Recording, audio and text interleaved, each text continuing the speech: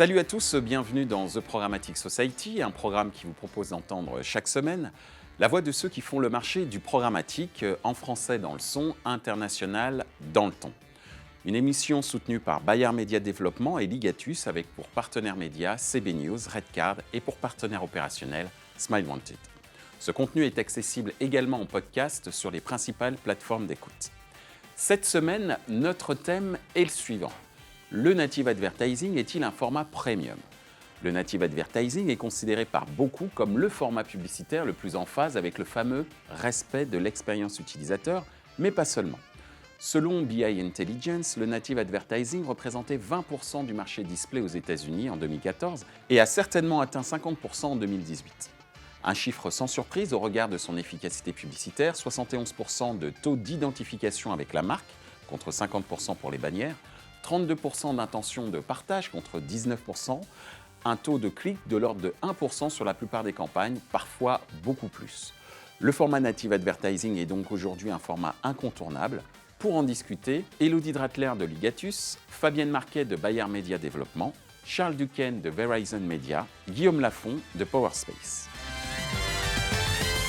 Bonjour à tous, bienvenue sur The Programmatic Society. Aujourd'hui, nous allons parler de native advertising et notamment s'interroger sur l'émergence de ce format et du statut de ce format, notamment en tant que format premium.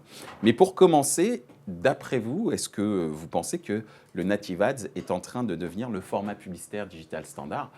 On va commencer par toi, Élodie. Bonjour Michel. La question se pose effectivement, sûrement parce que ce format qui était un nice to have devient un must have au regard, je pense, des usages, du changement des usages et de l'adoption du mobile, au regard certainement aussi du niveau d'attente des publishers, puisqu'ils ont quand même un enjeu, on en parlera tout à l'heure avec Fabienne, mais des enjeux de rétention d'audience et aussi monétisation d'audience. Voilà, au regard aussi des annonceurs qui ont bien compris qu'aujourd'hui, si ils n'employaient pas le format correctement, la première des réponses qu'ils avaient, c'était un bon renvoi adblock. Et voilà, donc je pense qu'on a atteint un niveau en fait de seuil d'autolérance qui fait que ce format-là devient aujourd'hui plutôt standard dans la manière qu'il a d'adresser correctement le marché, quoi. Merci Élodie, puisque tu parlais justement des éditeurs. Fabienne, tu es représentante ici même des éditeurs, puisque tu travailles pour Bayard Media Développement. Quel est ton avis sur justement cette standardisation du format Native Ads ? Alors, juste une petite rectification.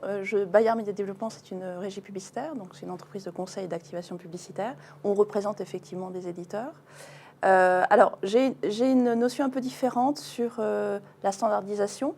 Je considère que le Native Ads, c'est un emplacement plutôt premium et que sa standardisation équivaudrait aussi à une baisse de valeur et peut-être à un petit problème en termes vis-à-vis de l'utilisateur, donc de l'expérience utilisateur. Donc voilà, donc j'ai un sujet sur cette notion précisément et j'aurais plutôt tendance à rendre cet emplacement plutôt pour être un emplacement premium plutôt qu'un emplacement standard. Merci Fabienne. La parole cette fois-ci, on va dire, aux technologies qui fournissent ce type de format. Avec toi, Charles. Déjà, si on regarde les chiffres, effectivement, on peut se rendre compte qu'en termes de part de marché, ça représente quasiment la moitié des investissements digitaux. Donc, si on élargit le native au sens large. Et après, je pense que ce qui est intéressant, c'est qu'on parlait de standardisation, c'est que ça répond à plusieurs enjeux. Déjà, on a une notion de coût qui est encore intéressante, un peu comme l'était le display il y a quelques années. Il y a aussi le concept d'engagement. On s'engage vraiment avec la publicité et en fonction aussi de l'intégration publicitaire et des bannières qui sont mises en avant, il peut y avoir aussi de l'impact qu'on retrouve sur la vidéo. Donc ça recoupe un peu les trois. Et c'est aussi pourquoi je pense que de notre côté, on a des campagnes qui sont très performances et peut-être des campagnes très branding également. Donc c'est un des rares formats qui permet un peu d'allier les deux. Merci Charles. Guillaume, ton avis ? Mon avis, c'est que c'est déjà le format numéro 1. Mais le native advertising, il y a quand même plein de sous-formats différents. Donc, mais si c'est le format numéro 1 dans les chiffres, c'est avant tout parce que Facebook, c'est 100% de native advertising. Google Search, même à la base, selon l'IAB, c'est du native advertising.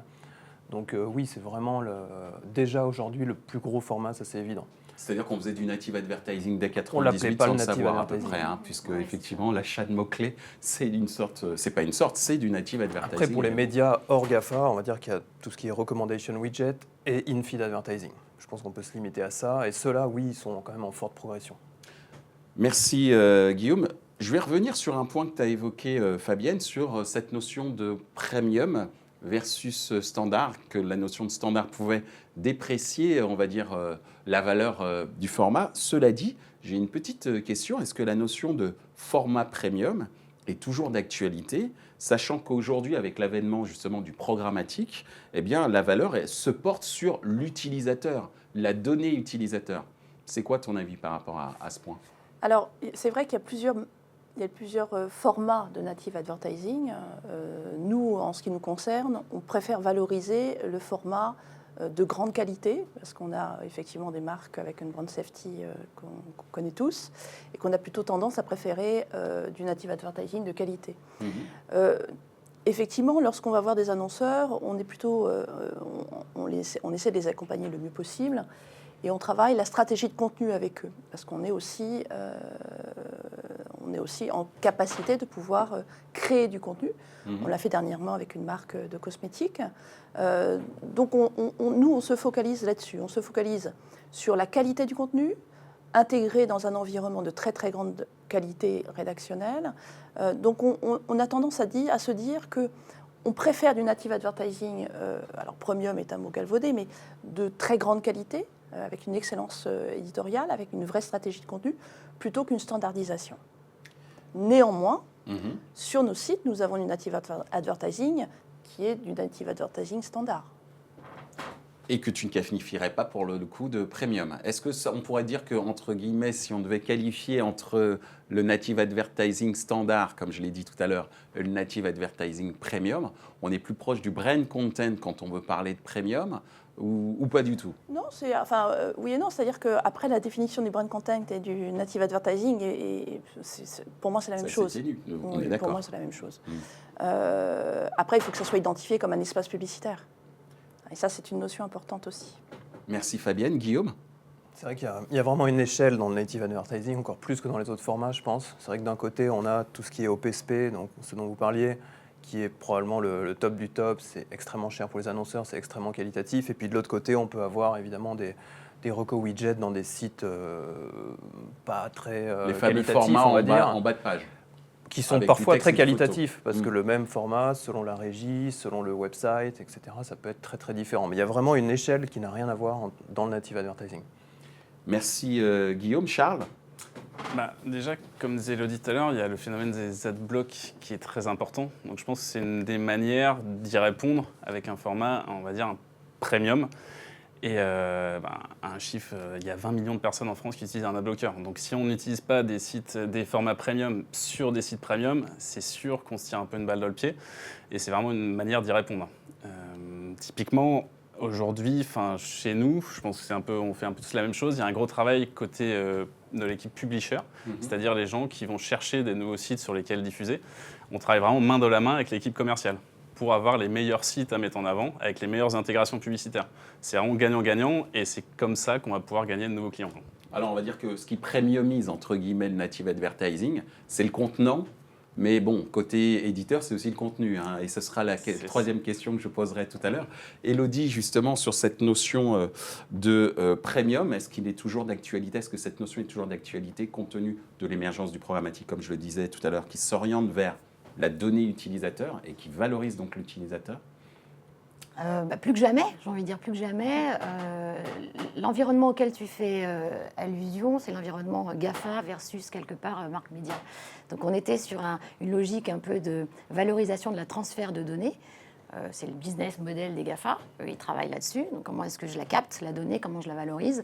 Et puis, il y a tout le serviciel qui est autour de ça, qui fait qu'à un moment donné, pour un annonceur, c'est bien plus rentable de faire une acquisition d'audience sur un environnement social que sur une marque média. Le problème de l'environnement social, et ce matin en venant là, j'écoutais Europe 1,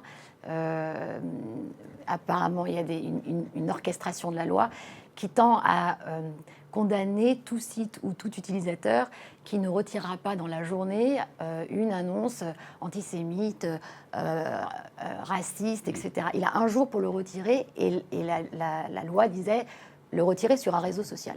Donc ça veut dire quoi sur un réseau social? Ça veut dire que le contexte de diffusion du réseau social est problématique parce qu'il y a une volatilité, une rapidité exceptionnelle. Et ça veut dire aussi que c'est bien aux réseaux sociaux qu'on adresse le moins de confiance. Il y a quand même 76% des Français qui ont plus confiance dans une marque média que dans l'information qui est distribuée sur un réseau social. On est la moitié, parce que c'est les consommateurs globalement, à diffuser une information dont on n'a pas vérifié la véracité sur un réseau social. Donc quand la publicité, elle coexiste avec ce genre d'environnement, alors, évidemment, elle ne bénéficie plus d'un cadre sélectif, quoi. Donc tout à l'heure, ce qu'on raconte sur native advertising, c'est qu'elle est protéiforme, c'est qu'avec les éditeurs, il a changé de placement, d'environnement, il est aujourd'hui, évidemment, à la fin des articles, il est sur le côté, il est sur l'INRID, il est un peu partout, donc il a la capacité d'engager à différents moments l'utilisateur, de répondre à tout un tas d'objectifs, branding jusqu'à la performance. Donc ce que j'ai envie de dire, effectivement, c'est que c'est plus une question de transfert de confiance. Donc le transfert de confiance qu'on est capable de générer avec une publicité éditoriale, elle s'adosse au contexte dans lequel elle est générée. Le fameux contenant dont je parlais tout à l'heure. Le fameux contenant, ouais. Alors justement, on a parlé des réseaux sociaux et vous savez qu'en ce moment, il y a un procès, et c'est un procès, je ne fais aucun jugement de valeur, qui est fait autour des réseaux sociaux, notamment autour des fake news. Et c'est une question qu'on peut également se poser dans le cadre de la diffusion de publicité native. Est-ce que les native ads, même sur des sites dits premium ou des sites médias historiques, est-ce que ces native ads ne sont pas une source de diffusion de fake ads, voire de fake news, de par leur niveau d'intégration éditoriale pour l'ensemble de ces fameux formats natifs? Fabienne. Alors, effectivement, dans la modélisation de la vente d'espace, la régie publicitaire est garante vis-à-vis de son éditeur. L'éditeur est garant vis-à-vis de son utilisateur. Donc, par rapport à ça, c'est à nous, en tant que régie publicitaire, et c'est à nous, en tant qu'éditeur, d'être garant de ce passage dans les tuyaux de fake ads. Donc, c'est à nous de surveiller. Et aujourd'hui, les solutions c'est Community Manager, c'est Traffic Manager qui est toujours sur son écran pour voir ce qui se diffuse, c'est pouvoir lancer des interdits en une demi-heure, c'est être en mode agile et en mode de réactivité par rapport à ce qui est diffusé, bien évidemment. Merci Fabienne. Guillaume. Je pense que ça dépend des régies. Comme tu le disais très bien, la régie est garante de la qualité auprès des éditeurs. Donc il y a différents niveaux aussi d'acceptation. Je pense que dans tout ce qui est recommandations, des fois il y a un mélange entre des articles et des marques. Et certaines régies internationales ou étrangères, des fois, peuvent avoir peut-être aucune limite dans le type de contenu qu'ils vont diffuser. Après, dans des régies un peu plus premium, je pense qu'il n'y a pas de fake news, ça c'est sûr. Par contre, il peut y avoir quelques fake ads, entre guillemets, avec des contenus éditoriaux qui renvoient vers de la publicité, parfois pas forcément les meilleures marques. C'est un risque, c'est clair. Et il faut absolument, dans le format, que la mention publicité sponsorisée soit quand même clairement visible. Ça, c'est vraiment une des spécificités, enfin une des spécifications qu'il faut respecter. Mais j'allais dire, en tant que techno, vous êtes aussi garant de la bonne diffusion, de la qualité de la diffusion, en tout cas des contenus publicitaires que vous envoyez aux éditeurs. On est d'accord là-dessus? Comment vous faites pour vérifier ça? C'est plus, il y a des algorithmes, etc., mais c'est plus une vérification humaine quand même. D'accord. Merci Guillaume. Charles? Effectivement, je pense que c'est gagnant-gagnant, comme je disais tout à l'heure. C'est si la régie veut avoir de nouveaux annonceurs de qualité, il faut pouvoir mettre en avant les sites sur lesquels on diffuse et la manière de laquelle on diffuse. Il faut que ça soit vraiment une belle intégration publicitaire, que ça se fonde dans le contenu, mais en même temps, effectivement, qu'on distingue vraiment la publicité du contenu éditorial.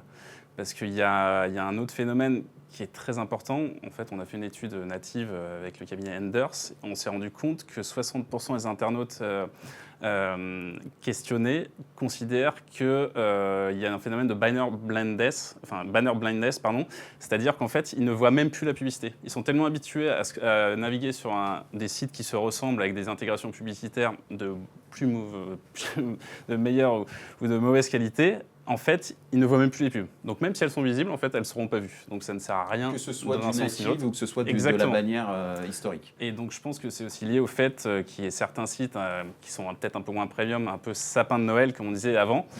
Et que je pense que c'est surtout ça sur lequel il faut jouer en mettant en avant les intégrations publicitaires natives de qualité qui se fondent vraiment dans le contenu éditorial. Merci Charles. Élodie, ton avis? Non, mais je rebondis là sur ce qui a été dit justement sur l'engagement. Il y avait une étude de Tids à l'époque qui prouvait que l'engagement était supérieur sur les sites médias que sur les autres environnements, sur la consommation de la vidéo.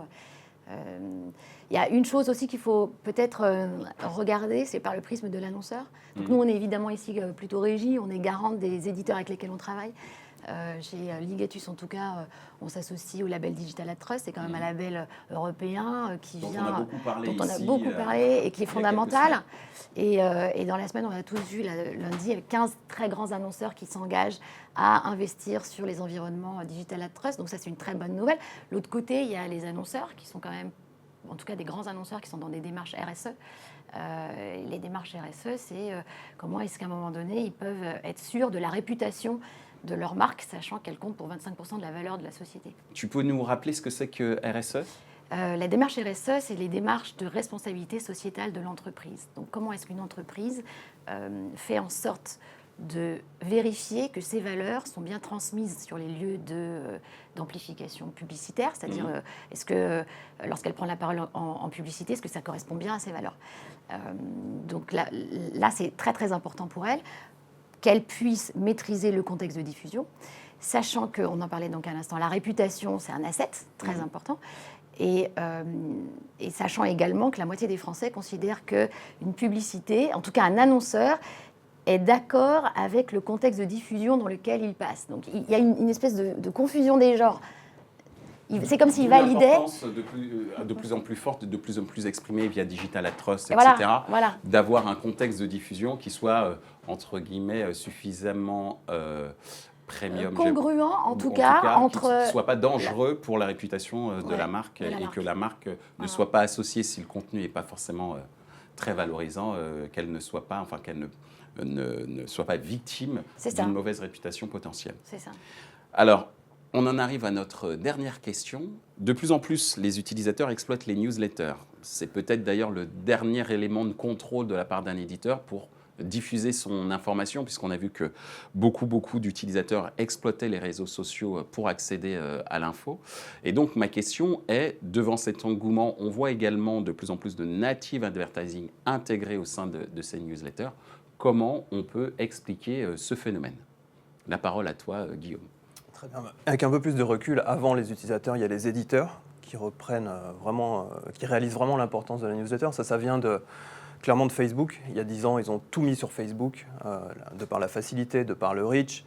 Et c'est vrai que des changements d'algorithme du jour au lendemain les ont énormément impactés. Donc ils s'en sont rendus compte petit à petit. On a énormément investi, on a 3 millions de likes, et finalement, ça ne nous rapporte plus trop de trafic. Donc ils sont tous revenus petit à petit, plus ou moins rapidement. Les plus gros sont les plus lents à y revenir, mais sur la newsletter. Évidemment, pour la data, ça leur permet d'avoir des centaines de milliers, voire des millions d'utilisateurs où ils ont leur propre data, ils peuvent avoir des contacts auprès d'eux. Et en plus, le format newsletter, qui est quand même vraiment un format très qualitatif. Sur mobile, c'est vraiment un format intéressant.